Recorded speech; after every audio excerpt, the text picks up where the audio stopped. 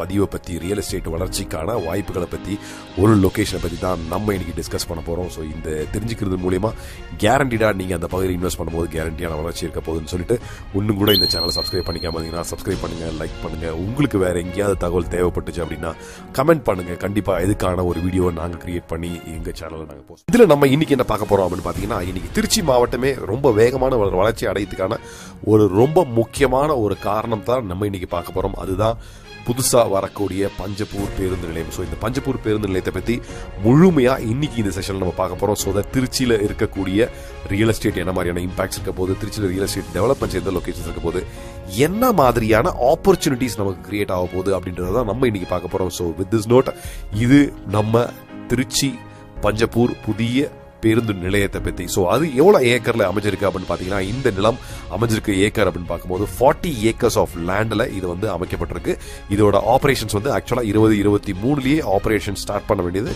But ஆனால் அது due to some reasons அது வந்து டிசம்பர் 24 ஓப்பன் பண்ணுற மாதிரியான ஒரு எஸ்டிமேஷன் வச்சு ஒர்க் பண்ணிட்டு இருக்காங்க. அண்ட் இதோட எஸ்டிமேஷன் காஸ்ட் 349 crores தான் இதோட எஸ்டிமேஷன் காஸ்ட். இது யார் கன்ஸ்ட்ரக்ட் பண்றா அப்படின்னு பார்த்தீங்கன்னா, இன்னைக்கு இந்தியாவிலேயே மிகப்பெரிய ஒரு இன்ஃப்ராஸ்ட்ரக்சர் டெவலப்மெண்ட் கம்பெனியா இருக்கக்கூடிய L&T தான் இந்த பர்டிகுலர் ப்ராஜெக்டை கன்ஸ்ட்ரக்ட் பண்றாங்க. So L&T construction is going to develop this particular Panjappur பேருந்து நிலையம். இதோட கெப்பாசிட்டி என்ன அப்படின்னு பார்க்கும்போது கிட்டத்தட்ட 4800 பஸ்களை ஹேண்டில் பண்ற மாதிரி திருச்சி மாவட்டத்தில் இதுவரைக்கும் இந்த மாதிரி சைஸ்ல இல்லாத அளவுக்கு ஒரு பெரிய பேருந்து நிலையத்தை அமைக்கிறாங்க. அண்ட் 2 லட்சம் பேசஞ்சர்ஸை ஒரு நாளும் இதனால ஹேண்டில் பண்ணக்கூடிய அளவுக்கு கெப்பாசிட்டி இருக்கிற மாதிரி தான் இந்த பர்டிகுலர் பேருந்து நிலையம் அமைய போகுது. ஸோ இன்னைக்கு நம்ம அந்த பர்டிகுலர் பேருந்து நிலையத்தோட டீடைல்ஸ் எல்லாம் பார்த்தோம். இது எந்த மாதிரியான இம்பாக்ட்ஸை கிரியேட் பண்ணோம் அப்படின்னு பார்த்தீங்கன்னா, ஃபர்ஸ்ட் வந்து இது ஒரு ரியல் எஸ்டேட் தேவையான, ரியல் எஸ்டேட்ல ரெசிடென்ஷியல் செக்மெண்ட்டுக்கு தேவையான ஒரு ஹியூஜ்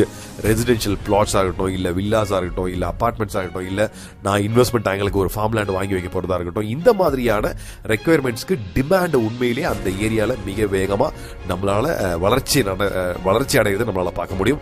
அதுக்கு அடுத்து மிக முக்கியமா ஒரு டெவலப்மெண்ட் அப்படின்னு பார்த்தீங்கன்னா, ரியல் எஸ்டேட்ல இருக்கிற துறையிலேயே நிறைய ரெக்குயர்மெண்ட் இருக்க ஒரு ஏரியா அப்படின்னு பார்க்கும்போது கமர்ஷியல் டெவலப்மெண்ட்.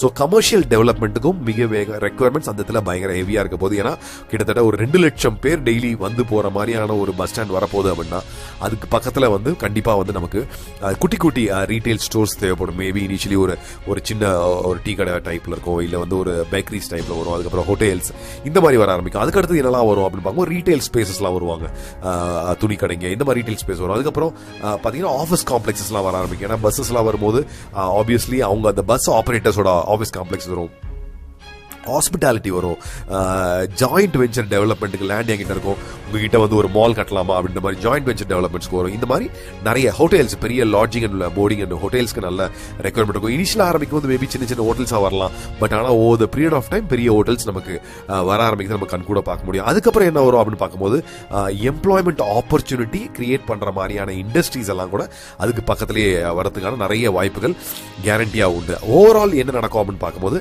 அது வந்து ரெசிடென்ஷியல் இருந்தாலும் சரி, இல்ல வந்து கமர்ஷியலா இருந்தாலும் சரி, ஓவரால் உங்களுக்கு லேண்டோட அப்ரிசியேஷன்லாம் வந்து மிக வேகமான ஒரு வளர்ச்சி அடையும். அண்ட் இந்த பர்டிகுலர் ப்ராப்பர்ட்டியை பொறுத்த வரைக்கும் இதை வந்து ஒரு பேருந்து நிலையம், வெறும் பஸ் ஸ்டாப் இல்ல பஸ் டெர்மினஸ் சொல்லாம இதை வந்து ஒரு இன்டகிரேட்டட் பஸ் டெர்மினஸ் ஒரு வார்த்தையை பயன்படுத்துறாங்க. நம்ம பஞ்சப்பூர் பேருந்து நிலையம் வந்து it is not only bus stop but it's integrated bus terminus அப்படின்னு அனௌன்ஸ் பண்றாங்க. அது காரணம் என்னவா இருக்க முடியும்னு சொல்லி நம்ம திங்க் பண்ணோம் அப்படின்னா, இது மேபி ஃபியூச்சர்ல ஒரு பெரிய அது சம்பந்தப்பட்ட பஸ் டெர்மினஸ்க்கு சம்பந்தப்பட்ட உதிரி பாகங்கள் வந்து சர்வீஸ் பண்ணக்கூடிய இடங்களா இருக்கும், இல்ல இண்டஸ்ட்ரீஸா இருக்கலாம், இல்ல மேபி லாரி சர்வீசஸ்க்கான தேவைகளா கொண்டு வர லாஜிஸ்டிக்ஸ்க்கான டெவலப்மெண்ட்ஸ் கொள்ளலாம். ஸோ அதனால தான் அந்த இன்டகிரேட்டட் பஸ் டெர்மினஸ் சொல்லி ஒரு வார்த்தையை பயன்படுத்துறாங்க. So it can be one reason R the other reasons can be பக்கத்திலே தொழில் வளாகங்களை கொண்டு வரதுக்கான வாய்ப்புகளும் கேரண்டியா இருக்க முடியும். இன்டகிரேட்டட் பஸ் டெர்மினஸ் தொழில் வளாகங்கள், ஃபார் எக்ஸாம்பிள் நம்ம மதுரையில் மாட்டுத்தாவணி பஸ் ஸ்டாண்ட் ஒரே ஒரு பஸ் ஸ்டாண்டா தான் இனிஷியலா ஃபார்ம் ஆச்சு.